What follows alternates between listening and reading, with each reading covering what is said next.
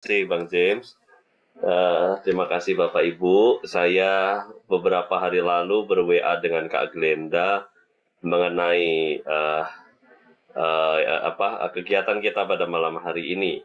Tentu malam hari ini sifatnya kita harus sepakat dahulu memahaminya sebagai sebuah brief gitu ya, sebuah narasi singkat saja dari Zakaria, kitab Zakaria ini, karena kita tidak punya cukup waktu untuk membahas per pasalnya seperti yang biasa kita lakukan, tetapi ini ada 14 pasal, baca ayatnya saja sudah hampir 25-30 menit pastinya. Jadi saya akan memaparkan dengan lumayan cepat, namun saya berharap Ibu Bapak dapat mencermati dan membacanya sendiri sebagai katakanlah PR begitu ya, untuk memperdalam Zakaria lebih jauh. Lalu kemudian kalau ada yang sudah membaca, puji Tuhan. Lalu kalau Ibu Bapak mau memperlengkapi dengan tafsiran yang paling sederhana yang disediakan Sabda itu, saya kira bisa dipakai juga untuk nanti memperdalam per babnya. Itu saja pengantar dari saya. Saya akan masuk langsung ke materinya. Oke, kita akan bicarakan tentang Zakaria. Zakaria itu kalau dalam bahasa aslinya terdiri dari dua kata Ibrani, Zakar dan Yah. Kita kenal Yahweh gitu ya. Jadi Zakar itu mengingat dan Yah itu berarti Tuhan. Jadi kata Zakaria berarti Tuhan mengingat. Nah ini penting, mengingat apa?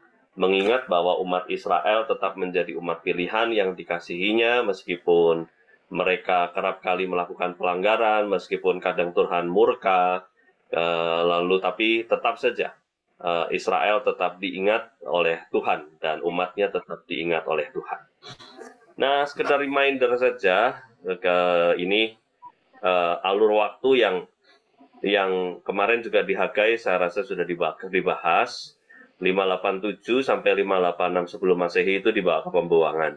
Bagi Bapak Ibu yang tidak familiar dengan istilah sebelum Masehi, penulisan sebelum Masehi itu berlakunya mundur. Jadi kalau dari titik 0 Masehi itu ke sekarang bertambah ya. Kalau semakin tua begitu semakin bertambah. Tapi kalau sebelum Masehi tulisannya itu mundur. Jadi saya menulisnya dari 587 ke 586, ini bukan berarti ke belakang, tetapi tetap maju. Ini untuk penghitungan sebelum Masehi. Nah, kemudian Babel dikalahkan oleh Koreshi. Kemudian pembuangan Israel kembali menjadi diskusi dalam pemerintahan mereka, dan kemudian Koreshi memulai bagaimana membawa pulang kembali bangsa Israel ke wilayahnya. Nah, ini ada istilah Mesias kecil. Kenapa? Karena Koreshi ini seperti utusan Tuhan yang dipakai untuk membebaskan bangsa Israel dari pembuangan. Nah, kemudian 538 sebelum Masehi itu mulai kembali ke tanah air. Lalu kemudian 520-an sebelum Masehi, ini adalah eranya Hagai dan Zakaria. Latar belakang. Zakaria disebut juga kitabnya sebagai nabi kecil sejaman dengan Hagai, memiliki pola nubuatan yang sama tentang bait Allah. Jadi hukum sebab akibatnya itu adalah keberadaan bait Allah itu nanti akan mendatangkan kesejahteraan bagi umat, gitu ya. Kemudian sama nabi di wilayah Yehuda dan dalam masa Darius Persia 521-486. Awal penulisannya karena Zakaria ini dibagi paling tidak dalam dua masa penulisan, ketika Zakaria muda, itu bagian yang pertama, dan ketika Zakaria tua, itu bagian yang kedua. Namun awal penulisannya itu sekitar tahun 520-an sampai 518 sebelum Masehi. Ini unda-undi sama Hagai, kurang lebih dalam periode waktu yang sama. Tujuannya adalah menggugah semangat umat tentang bait Allah, membuat bait Allah selesai dan ditahbis sekitar tahun 516-an, 515-an. Bait Allah itu mulai dibangun kapan? Sebenarnya sudah 10-20 tahun sebelumnya itu ada, tetapi kemudian 536 tepatnya ini. Di Esra 5 ayat 16. tapi terhenti karena ada persoalan dengan orang Samaria yang menentang kelanjutan pembangunan Bait Allah. Lalu kemudian adanya kesulitan-kesulitan kehidupan, seperti yang minggu lalu kita bahas di Hagai. Karena apa? Masyarakat lebih cenderung untuk memapani rumah mereka masing-masing dulu ketimbang mendahulukan Bait Allah pada saat itu. Ada proses terhenti sekitar 14, kurang lebih 14 tahun. Di ayat 1, di pasal 1 ayat 1, ia bernama Zakaria bin Bereka atau cucu itu. Akhir hidupnya dicatat oleh Matius 23 ayat 35 dengan tragis, dibunuh di antara tempat kudus dan mesbah syafaat. Ini di dalam Bait Allah gitu ya. Bandingkan juga 2 Tawarikh 24 ayat 20 sampai 21. Nanti saya akan sharingkan bahannya ke Kak Glenda supaya kita mungkin bisa menelusur satu-satu sendiri secara mandiri. Lalu kemudian kitab ini ditulis dalam 2 masa, tadi sudah saya sampaikan. Bagian pertama itu ayat 1 sampai 8. Itu ditulis sekitar tahun 520-an. Lalu pasal 9 sampai 14 ketika Zakaria sudah tua, yaitu sekitar tahun 480-470. Jadi di usia kira-kira umur 60-50-an. Ini di sini. Iya, jenggotnya panjang, Bu. Maaf ya, Bu. Oke. Ya, saya lanjutkan. Bagian yang pertama. Bagian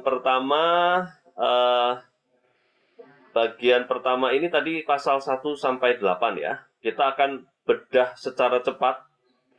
Semoga bisa dipahami dan menolong.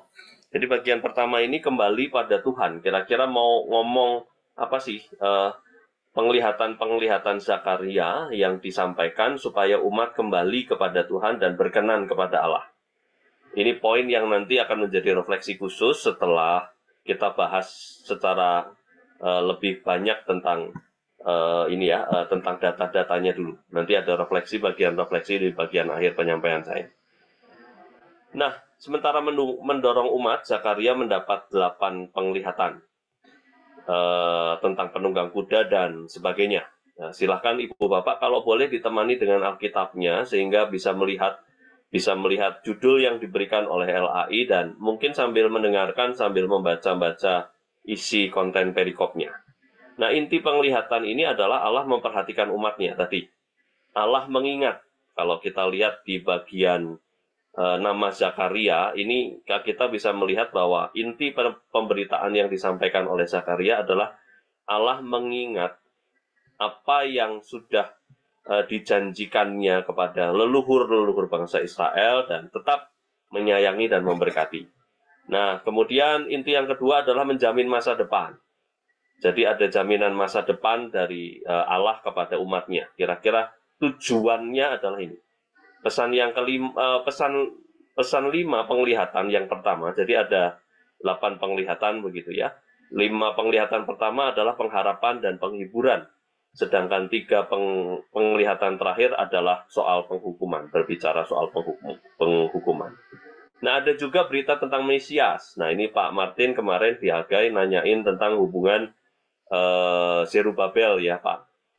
Ini nanti menjadi lebih jelas ketika kita bicarakan juga Zakaria, karena ada proses pemahkotaan dan nanti Zerubabel juga akan mendapatkan porsi penting yang nantinya akan dicatat dalam silsilahnya Tuhan Yesus.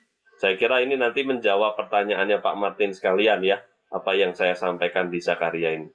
Dan pasal 7 sampai 8 tentang perbandingan masa kini dan masa depan. Di pasal 7 sampai 8 ini khususnya bagian terakhir, part terakhir dari bagian pertama, itu ingin mengajak umat untuk punya kepekaan sosial. Jadi ada dorongan teologi sosial dan kemasyarakatan di sana. Bagaimana menata hidup masyarakat untuk bisa mewujudkan keadilan dan kesejahteraan bersama. Nah, di sini juga kita bisa melihat bukan hanya Daud sebagai awal silsilah mesianik Yesus, tetapi Yosua yang dikatakan juga imam itu juga dikukuhkan dengan pemahkotaan dan masuk dalam silsilah Yesus juga, gitu ya, dalam perjalanan kemesiasan. Gitu. Kemudian mulai ya satu-satu ya kita masuk ke penglihatan yang ada. Ada seorang laki-laki penunggang kuda merah. kita mau lihat mulai dari Zakaria, mulai dari pasal yang pertama ayat 7 sampai dengan ayat 17. Silakan Ibu Bapak nanti lihat sendiri, diberi tanda dulu, begitu ya. Ini karena penglihatan dan detail serta datanya itu tidak terlalu banyak seperti kitab Wahyu, namun cukup lengkap kalau dibandingkan dengan kitab Daniel dan juga Wahyu, cukup memadai sebagai kitab apokaliptik begitu, kitab penyingkapan yang banyak misteri-misteri di dalamnya, sehingga akan banyak tafsir tentang hal ini, tentang penunggang kuda itu apa, lalu kemudian maknanya apa, warna merah ini mengindikasikan apa, dan sebagainya. Itu akan banyak tafsiran. Dan saya tidak akan membatasi tafsiran hanya apa yang saya sampaikan, karena saya mungkin mengacu pada 1 atau 2 bahan. Sedangkan Bapak Ibu, apabila nanti ada sharing tambahan, monggo dipersilahkan untuk bisa menambahkan kira-kira pendapat apa yang Bapak Ibu miliki mengenai penglihatan-penglihatan ini. Dan sifatnya tentu saja misteri. Misteri itu artinya yang kita bicarakan itu tidak 100% benar. Bisa saja memiliki kebenaran parsial, atau bisa saja diperlengkapi dengan pendapat-pendapat yang lain supaya mendapatkan makna yang mendekati kebenaran yang utuh tadi itu.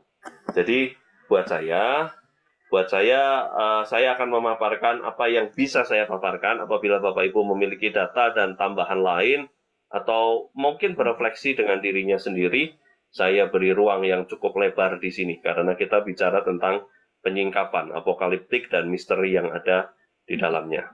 Nah, penunggang kuda merah ini kurang lebih maknanya adalah dunia dalam keadaan damai, tetapi terjadi penindasan bagi orang Yahudi. Ini terjadi dari pembuangan, lalu kemudian ketika pulang mereka juga mengalami kesulitan-kesulitan, kemudian ada perjalanan-perjalanan yang tidak mudah, dan itu bagi orang Yahudi dianggap sebagai penindasan, selain karena dosa-dosa mereka. Lalu kemudian ada 4 tanduk dan tukang besi. Ini pasal 1 ayat 18 sampai 21. Ini paling tidak saya mencatat ada 2 ya. Dua makna dari 4 tanduk. Tanduk itu lambang kerajaan-kerajaan. Sedangkan 4 itu bisa berarti 4 dinasti pada masa Daniel. Atau, nah ini, 4 penjuru bumi. Jadi kerajaan-kerajaan di seluruh 4 penjuru bumi. Barat, timur, utara, selatan. Nah, tukang besinya ini adalah simbol dari Allah sendiri, yaitu Allah lah yang akan memusnahkan tanduk-tanduk itu dan menguasainya, karena Allah Israel diimani sebagai Allah yang mempunyai kuasa atas kuasa-kuasa yang ada di bumi ini. Lalu kemudian soal tali pengukur, seorang muda yang memegang tali pengukur, pasal 2 ayat 1 sampai 5. Ya, kita bisa melihat di sana, kita juga bisa melanjutkan kita bisa melanjutkan sampai dengan ayat yang ke-13. Ya, ini kayaknya aku salah mencatat ini ya. Ini ya. Ini saya delete saja. Nanti saya ganti ya setelah selesai saja ya. Jadi tali pengukur ini mengindikasikan apa? Adanya upaya manusia untuk membatasi atau meremehkan kuasa Tuhan. Jadi Yerusalem ini akan berkembang dengan pesat. Yerusalem ini akan menjadi kota yang penuh sesat. Tetapi kasih Allah itu tidak terbatas dengan ukuran kota Yerusalem itu sendiri. Tetapi kasih Allah itu tidak akan bisa diukur, karena begitu panjang, begitu luas kasih Allah yang tidak terselami. Ini yang ingin disampaikan. Jadi jangan khawatir terhadap kasih Allah, karena kasih Allah itu tidak akan bisa dibatasi oleh kekuatan dan kuasa apapun, dibatasi oleh manusia. Allah akan tetap mencintainya. Ini mirip seperti formulasinya Roma. Formulasi berkat yang diambil dari Roma. Jadi tidak ada satupun yang dapat membatasi kasih Allah pada dunia ini. Juga mirip dengan lagu sekolah minggu. Lagu sekolah minggu setinggi-tingginya langit, itu ya, sedalam-dalam lautan, tidak akan ada yang bisa mengukur kasih Allah karena kasih Allah itu tidak terbatas. Ini juga mirip dengan NKB 3 ya, andaikan laut tintanya dan langit jadi kertasnya, tidak akan cukup untuk membatasi firman, kuasa, dan kasih Allah. Ini kira-kira penglihatan tentang pengukur ingin berkata demikian. Nah, di bagian pertama ada penglihatan yang menunjuk pada pengukuhan imam besar Yosua. Kemudian diperlihatkanlah kepadaku, itu mulai dari pasal 3. Seluruh pasal 3 ayat 1 sampai 10. Nah, ini menarik karena pengukuhan imam besar ini, bukan imam besar ya, imam besar. Pengukuhan imam besar ini sebenarnya adalah bukti. Imam itu adalah seseorang yang ditunjuk Allah untuk memberitahukan kehendak, perintah, anjuran, ajakan, hikmat, dan firman. Jadi kalau imam itu gerakannya dari atas ke bawah. Ya, termasuk suara kenabian yang dilakukannya. Termasuk imam itu juga punya tugas. Saya kebalik. Imam itu dari bawah ke atas, kalau nabi dari atas ke bawah, dari Tuhan. Dia juga punya tugas untuk menyerukan suara umat kepada Allah. Jadi gerakan naik dan turun sebagai alat komunikasi antara umat dengan Tuhan.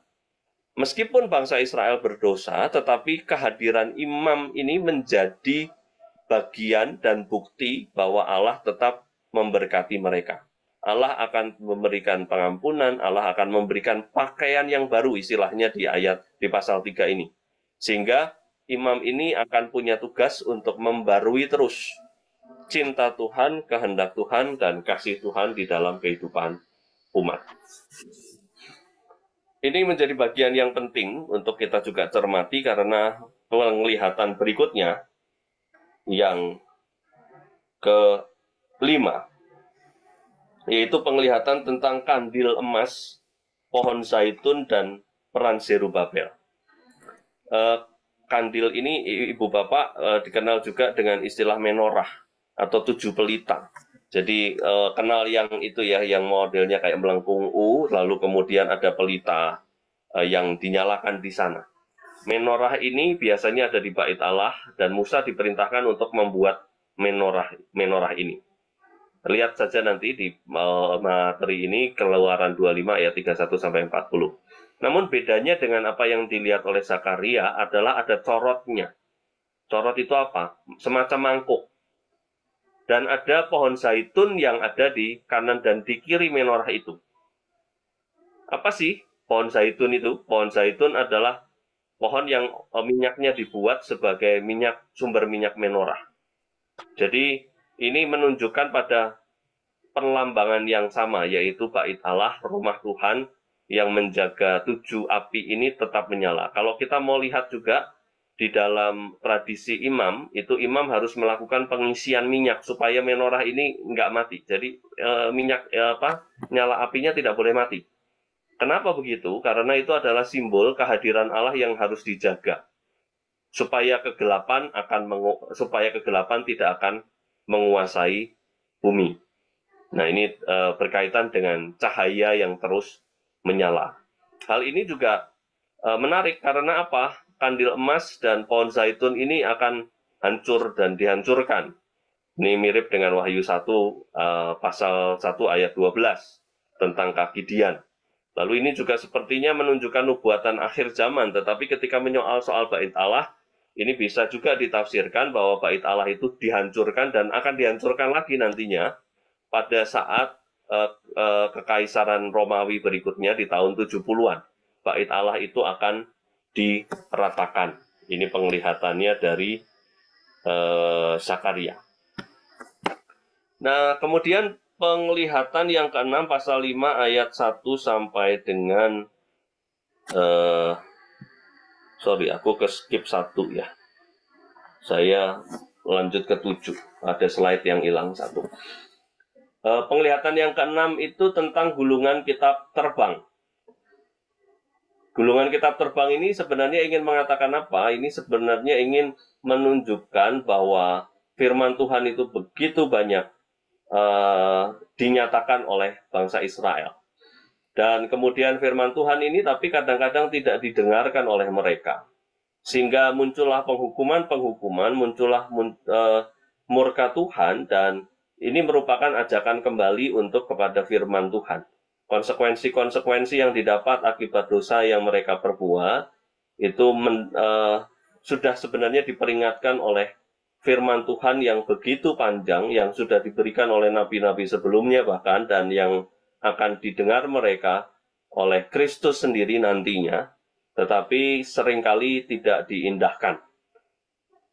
Oke, kita lanjut ke perempuan dalam gantang. Ini juga menarik, karena mereka tidak mengindahkan firman Tuhan. Ini penglihatan ini menunjukkan dan mengingatkan kembali bangsa Israel untuk tetap kembali pada Tuhan. Istilah perempuan ini menarik meskipun agak ini ya, misoginis begitu ya. Menyudutkan perempuan. Kenapa nggak laki-laki dalam gantang, istilahnya begitu kan? Kenapa harus perempuan? Gitu. Karena ini menunjuk pada beberapa sumber lain di dalam Yesaya juga kita bisa melihat di sana begitu. Yang disebut perempuan ini ada yang menafsirkan dan mengaitkan dengan perempuan sundal yang telah mengkhianati suaminya. Relasi antara Allah dan manusia itu dianggap seringkali diilustrasikan sebagai relasi suami istri. Dan Israel adalah istrinya. Perempuan yang sundal yang telah mengkhianati Allah, begitu ya. Sehingga kemudian dia dimasukkan ke dalam gantang, lalu kemudian dia akan dibuang, gitu. Dan ini pengenangan pembuangan yang diakibatkan oleh dosa dan pemberontakan bangsa Israel, pengkhianatan bangsa Israel terhadap Allah yang diilustrasikan dalam tanda petik sebagai kekasih atau suami dari bangsa Israel. Lalu kemudian ada 4 kereta kuda dari gunung. Lagi-lagi pakai angka 4. Ini umur saya 44, kemarin membaca ini agak ngeri-ngeri sedap gitu ya. 4, 4, 4, 4 gitu. Nah, ini ada 4 kereta kuda juga dari gunung. Nah, kita perlu tahu gunung itu lambang tahta dan kebesaran Allah. Tetapi kereta kuda yang keluar dari sana menimbulkan kekacauan, begitu ya, mengacaukan bangsa Israel. 4 ini ada yang mengatakan juga 4 penjuru dan sebagainya. Nah, apa sih maknanya? Maknanya adalah jangan lari dari gunung Allah. Jangan keluar dari gunung Allah. Tetapi haruslah tetap berdiam di dalam naungan Allah sendiri. Allah sebagai benteng perlindungan dan gunung batu keselamatan itu harus tetap menjadi tempat perteduhan kita. Dan ini juga merupakan dorongan, maka dari itu Allah itu tahta Allah, bait Allah, rumah Tuhan di Yerusalem itu harus segera dibangun dan diselesaikan. Supaya apa? Supaya kita tetap berada dalam perlindungan Allah dan tidak berada pada kekacauan yang diakibatkan oleh kuda-kuda itu. Kemudian bagian yang pertama yang kita sudah bahas tadi dari semua penglihatannya, sekali lagi, semua itu sebenarnya sangat rumit untuk diteliti satu persatu. Karena yang namanya apokaliptis itu penuh dengan simbol. Dan simbol itu bisa macam-macam. Apa yang dipikirkan orang itu bisa macam-macam. Apa yang dipikirkan Zakaria pada saat itu tidak sepenuhnya bisa kita mengerti sekarang karena juga konteksnya terbatas, meskipun ada penelitian-penelitian teologi dan arkeologi yang bisa menolong. Tetapi sekali lagi, meskipun ditolong oleh itu semua, yang disebut penglihatan itu belum atau tidak bisa secara sempurna diartikan oleh kebijaksanaan kita sebagai manusia.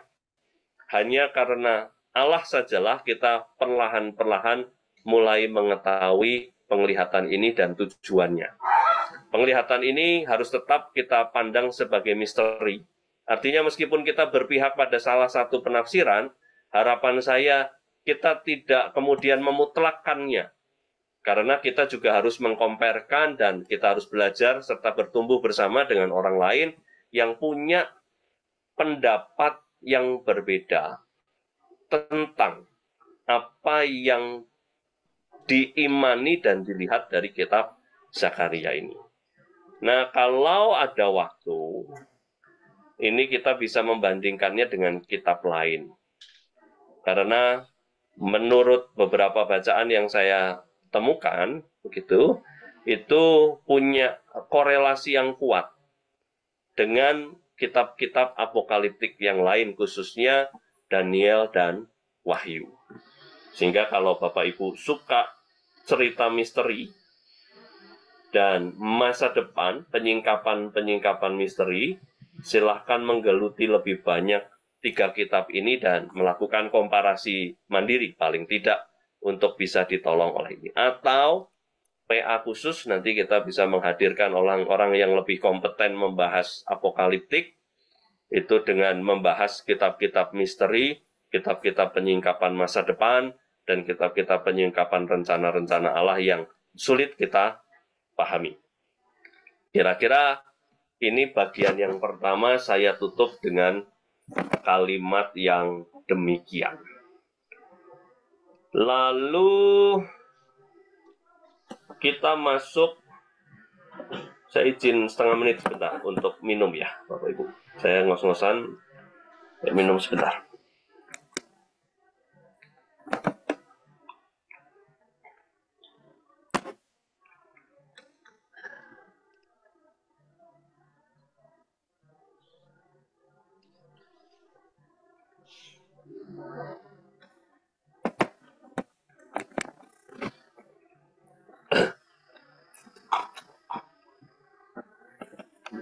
Oke, bagian pertama ini juga ada bagian yang menarik setelah penglihatan-penglihatan itu, yaitu di pasal 7 dan pasal 8.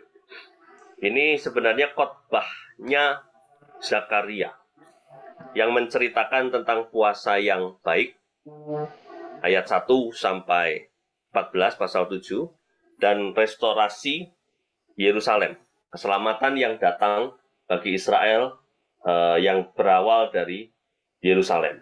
Ini menarik juga, kenapa? Karena pernyataan Zakaria di pasal 7 dan pasal 8 itu sebenarnya ajakan-ajakan praktik iman, gitu ya, untuk hidup terus di dalam Tuhan dan mengerjakan terus kehendak Tuhan.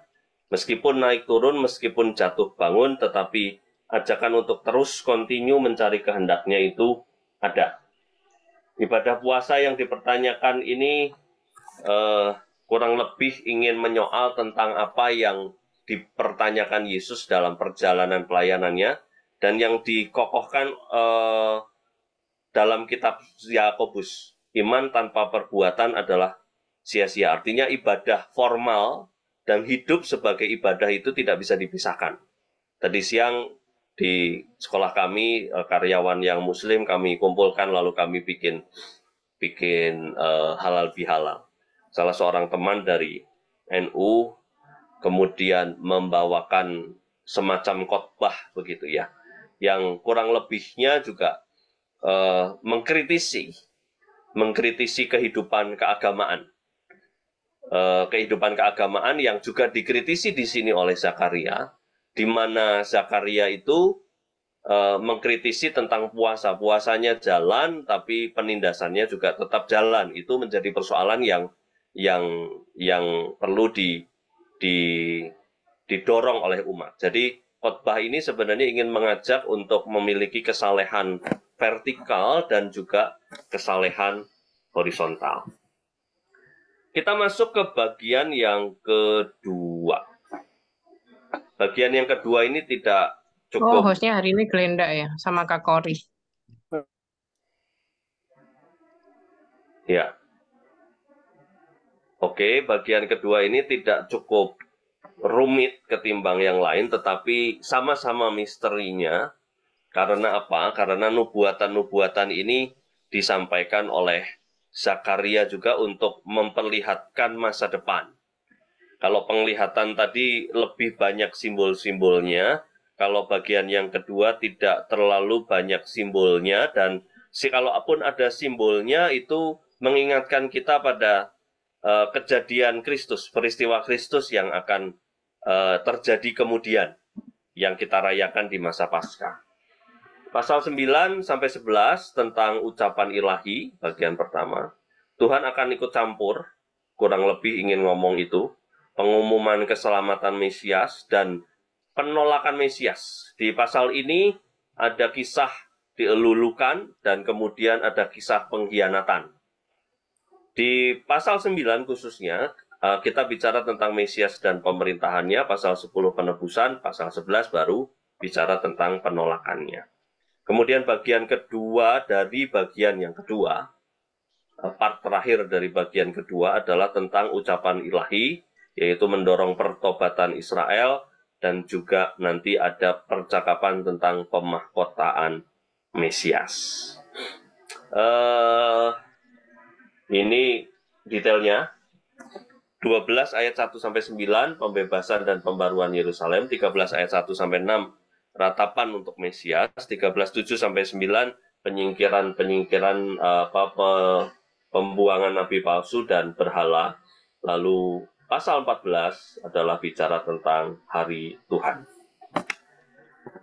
Kekhasan, selain Yesaya, nubuat mesianik pada Zakaria memberi gambaran yang jelas tentang Mesias. Kalau Hagai kemarin yang kita bahas terakhir kemarin tidak terlalu jelas. Tetapi kalau Zakaria ini memberikan terang yang lebih rinci tentang Mesias. Di antara nabi kecil, nubuatannya yang paling rinci dibandingkan Hagai sekalipun yang kemarin kita bahas. Jabatan Mesias dinampakkan dalam peran nabi, imam, dan raja. Kita ingat tadi ada istilah Mesias kecil, Raja Kores yang memerintah dan membebaskan. Lalu ada pengukuhan Yosua, gitu ya. Ada peran Zerubabel di sana. Dan kita bisa tahu bahwa di dalamnya mesianik yang nantinya gelar itu akan disematkan pada Yesus. Yesus adalah raja, nabi, dan imam. Itu berangkat dari pengalaman-pengalaman iman, kehadiran Allah melalui 3 jabatan ini di dalam komunitas orang Israel. Memiliki perlambang yang mirip dengan kitab apokaliptik lain, Daniel dan Wahyu. Tapi ini peringatan untuk kita, termasuk saya, hati-hati spekulasinya jangan terlalu berlebihan. Nanti menimbulkan dampak pemahaman yang tidak pas, lalu ketika pemahaman sudah tidak pas, maka tindakan juga biasanya akan menjadi tidak pas. Ini kenapa yang muncul di dalam tindakan-tindakan kaum ultra kanan atau ultra kiri dari sebuah kelompok masyarakat itu akan mengganggu, khususnya yang kita tahu bersama konflik di Palestina itu salah satu saja. Itu karena konflik yang diilhami oleh kerinduan-kerinduan agamis dari bangsa Israel. Salah satu ya, bukan semuanya. Ini karena apa? Karena ada spekulasi-spekulasi apokaliptik yang berusaha untuk diwujudkan di dalam kehidupan umat. Lalu kemudian ada beberapa detail yang memberikan gambaran yang selaras dengan peristiwa Yesus sebagai Raja Damai. Ada naik keledai, kemudian istilah Sang Gembala, lalu kemudian ada 30 keping perak, mengingatkan kita pada peristiwa Yesus yang dikhianati oleh Yudas. Lalu ada bahaya yang lain, triumfalistik Yahudi yang disokong oleh penafsiran kitab ini, terutama dorongan yang kuat tentang bait Allah. Jadi pembangunan kembali. Sekali lagi, di Hagai kemarin saya sudah sampaikan, kehadiran bait Allah itu dirasakan bukan dengan bangunannya dan bukan untuk menguasai, tetapi kita bisa tahu bersama ketika Yesus hidup, dia di dunia ini, dia kemudian memberikan banyak wacana bahwa banyak firman, banyak kehendak Allah yang sebenarnya ingin mengatakan bahwa kesalehan sosial itu harus selaras dengan kesalehan vertikal. Kesalehan yang horizontal harus selaras. Itu juga menjadi titik tekan dari Zakaria sebenarnya yang harus dicermati oleh kita semua, khususnya di pasal antara, yaitu pasal 7 sampai 8, bagian antara, bagian penutup antara bagian pertama dan penutup bagian pertama dan menuju ke bagian kedua, yaitu pasal 7, khususnya pasal 7 dan 8. Kemudian karakter Mesias. Nah, ini menarik ketika kita melihat Zakaria, di sana disebutkan karakter Mesias yang ditunjukkan melalui penglihatan dan nubuatannya adalah satu, sederhana. Tapi tentu sederhana ini betul-betul sederhana ya. Bukan sederhana seperti yang kita kenal di masa kini. Kesederhanaan itu menunjukkan pada keugahariannya, kemudian pada penyerahannya pada Allah sendiri. Ini bisa kita lihat perbandingannya di situ. Ada di pasal 9 ayat 9, pasal 13 ayat 7. Kemudian penebusan dan pemulihan melalui darah kudus perjanjian. Itu juga disebutkan di sana. Jadi penebusan umat itu akan dilakukan dan Mesias itu akan mengerjakannya untuk dunia ini. Mesias juga akan disesah karena penolakan dan pengkhianatan. Ini sebenarnya sudah disounding dari kitab Zakaria, dan kitab ini masih menjadi kitab yang dihormati oleh orang Yahudi sampai saat ini. Tetapi tetap saja ada penolakan terhadap penolakan untuk mengimani Yesus sebagai Mesias.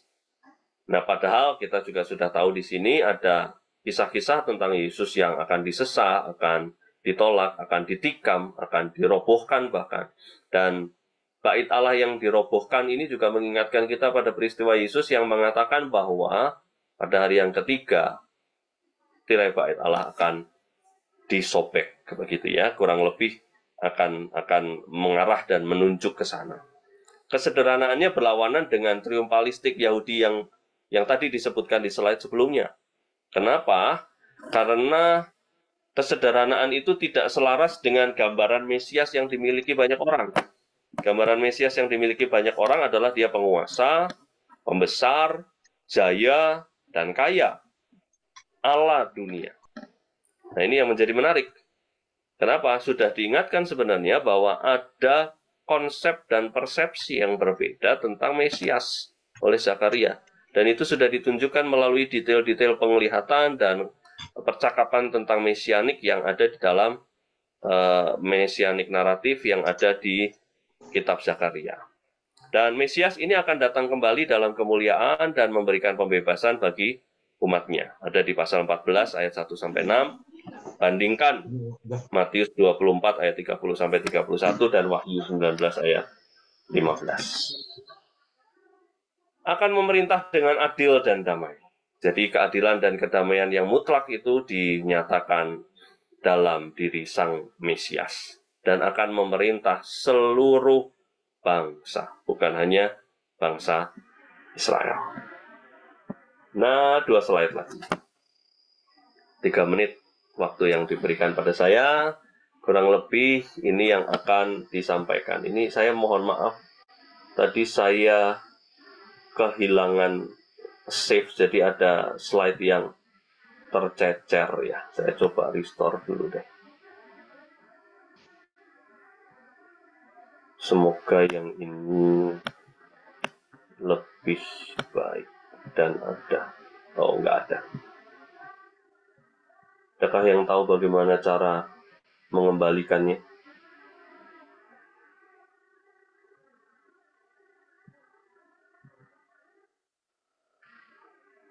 Bentar ya. Baterainya habis dan oke, ini sudah muncul. Oke. Saya save dulu ya Bapak Ibu.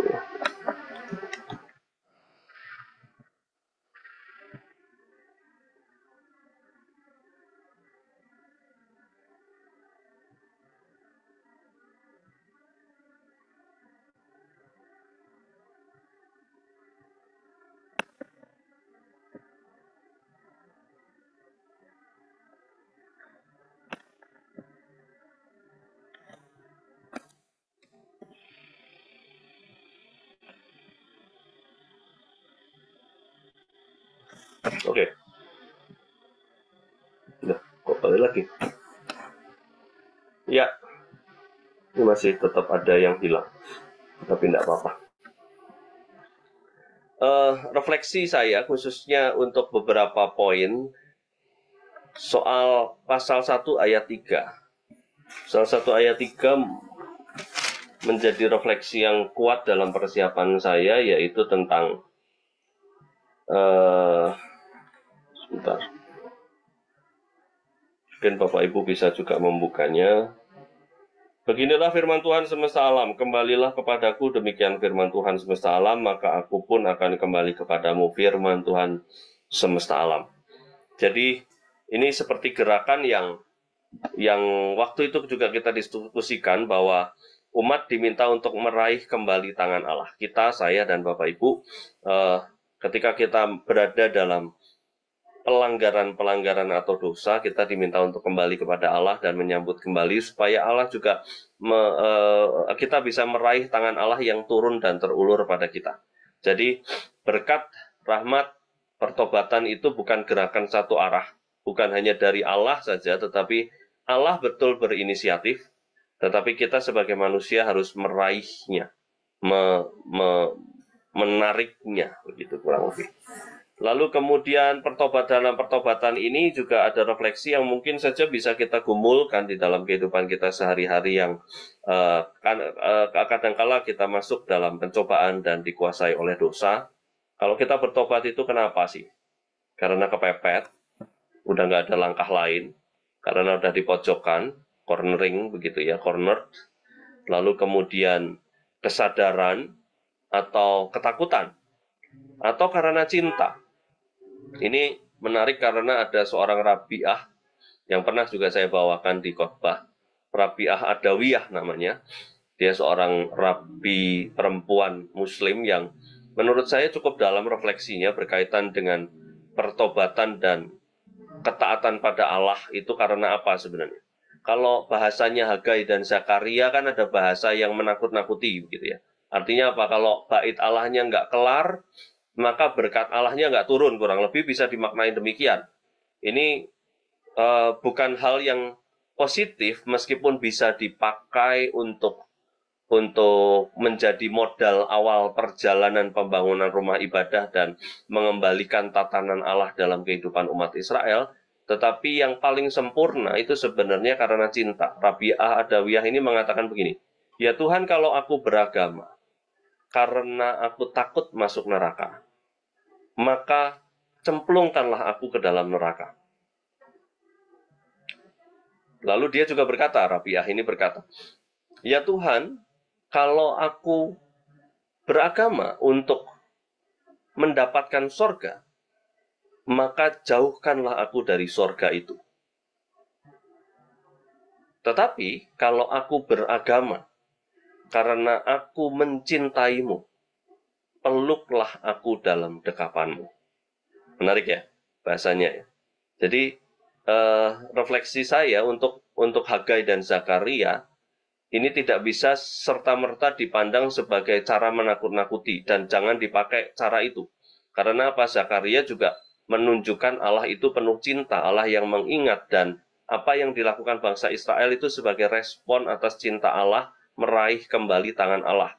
Jadi jangan dimaknai sebagai ketakutan atau kepepet karena nggak ada jalan lain atau bagaimana, tetapi tingkatkanlah keberagamaan kita melalui pemahaman dan kesadaran akan cinta, baik Allah yang mencintai kita atau karena kita yang mencintai Allah. Nah, perempuan dalam gantang ini tadi sudah sedikit disinggung begitu ya. Perempuan dalam gantang, penggunaan istilah perempuan jangan menarik kita pada misogenik.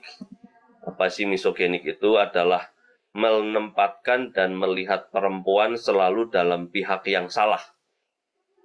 Gitu kan.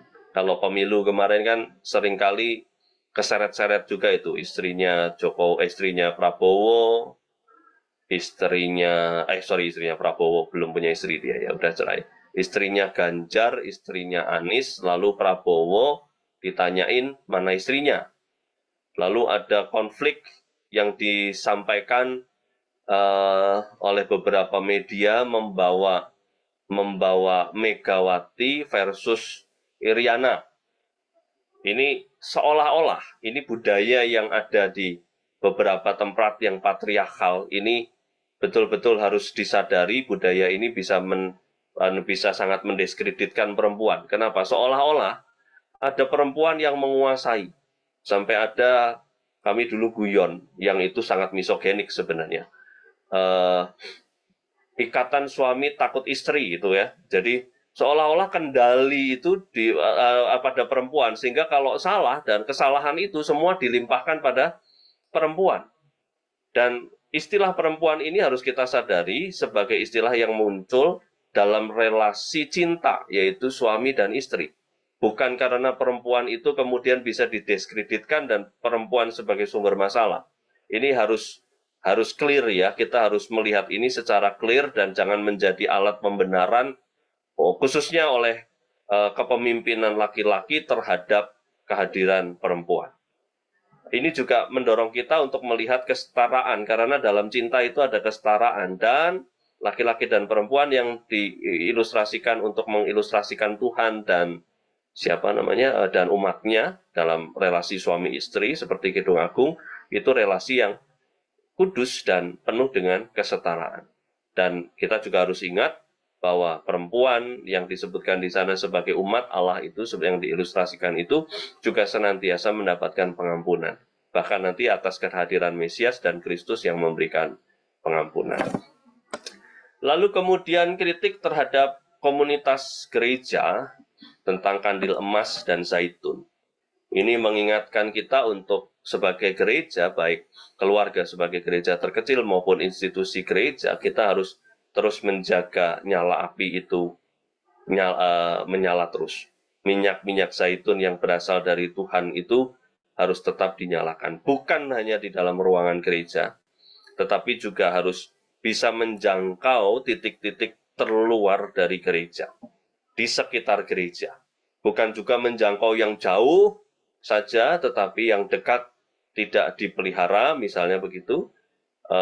Ini juga PR besar oleh gereja-gereja. Kadang-kadang banyak gereja yang memilih pelayanan yang begitu jauh, tapi sekitarnya tidak terjangkau oleh tangan-tangan yang harusnya disentuh oleh gereja, nyala api gereja itu tadi. Dan kita tetap harus melihat gereja itu bukan gedungnya.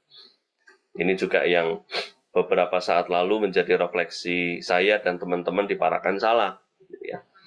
Saya mengingatkan bahwa sebelum Parakan Salak ini punya LCD, sebelum Parakan Salak ini punya musik, kita itu bisa beribadah dengan alat musik yang fals dengan sukacita. Kita bisa beribadah tanpa LCD, hanya pakai buku, bahkan bukunya mungkin nggak ada, harus dibacakan lalu baru nyanyi. Itu kita bisa sukacita. Pada saat itu kalau saya khotbah, saya bilang ke teman-teman Parakan Salak, kalau saya khotbah pakai toga itu mesti bajunya basah kayak habis kehujanan. Karena panas dan keringetan. Kita bisa berpanas-panas ria dan bersukacita dalam ibadah. Tapi ketika kenyamanan itu datang, gereja menjadi tempat yang nyaman, kadang-kadang kita bisa mudah kehilangan sukacita. Dan seorang teman dari Parakan Salak waktu itu menyampaikan, betul Pak, kadang-kadang satu kata salah dalam slide saja itu bisa panjang urusannya. Kenapa begitu? Nah, ini menjadi refleksi kita semua. Waktu instalasi, waktu kenyamanan belum hadir, waktu kita terbatas, kita bisa bersukacita lebih baik kadang-kadang dengan saat kita memiliki lebih banyak hal di dalam dunia ini. Tadi siang Mas Abi, Ustadz Abi, sahabat saya, itu juga menceritakan ini sekedar refleksi yang saya ingat tadi siang, dan itu menolong saya juga untuk bisa melihat hal-hal yang baik yang secara iman Kristen juga tidak bertentangan. Itu dia mengatakan bahwa penjaga neraka itu namanya malaikat Malik, katanya. Malik itu berarti milik, kepunyaan, lalu kuasa juga. dan dia mengatakan untuk mengukuhkan kawan-kawan Muslim dan kami yang hadir pada saat itu. Jadi kalau hidup di dunia ini ibadah formalnya, ibadah vertikalnya itu harus hidup, tetapi juga ibadah horizontalnya kita harus melakukannya salah satunya dengan tidak terikat pada kepemilikan. Ini mirip dengan pernyataannya Yesus yang mengatakan bahwa apa gunanya ketika kamu mendapatkan seluruh dunia tetapi kamu kehilangan nyawamu. Kurang lebih demikian ya. Jadi hakikat gereja ini juga menolong kita untuk memperlihatkan bahwa organisasi kita betul bertumbuh, fasilitas yang kita miliki juga berkembang. Tetapi jangan sampai hal-hal yang semacam itu justru mengurangi esensi dasar dari gereja, sukacita. Dan kita bukan bergerak pada kerapuhan, tetapi kita bergerak pada kesempurnaan. Betul bahwa kita semua makhluk yang berdosa dan harus mengejar kesempurnaan di dalam Kristus, tetapi untuk esensi itu harus menjadi sebuah hal yang patut kita cermati bersama. Kira-kira itu refleksi saya. Dan nggak ada slide lain. Mohon maaf sekali ada beberapa slide yang ini. Sekali lagi tadi baterainya mati, lalu saya tinggal halal bihalal, rupanya belum ke-save. Demikian Bapak Ibu, terima kasih. Saya kembalikan ke Bang James. Silakan Bang. Ya, terima kasih Pak Boni atas pemaparannya yang komprehensif. Ya, untuk itu mungkin dari Bapak Ibu sudah melihat pemaparan yang sangat banyak ya, karena pasal di Kitab Zekaria sendiri belasan, dan ya saya kira itu beberapa yang terkait sama apokaliptik itu memang debatable lah ya, debatable banyak yang ya, tapi sebagian bisa kita pahami di dalam realisasinya di perjanjian baru gitu. Mungkin dari Bapak Ibu ada yang hendak memberikan pertanyaan atau tanggapan terkait paparan dari Pak Pendeta Boni pada malam hari ini, silakan langsung saja apabila hendak menanggapi atau menanyakan dari refleksi yang sudah dipaparkan, termasuk ya inilah interpretasi atau tafsir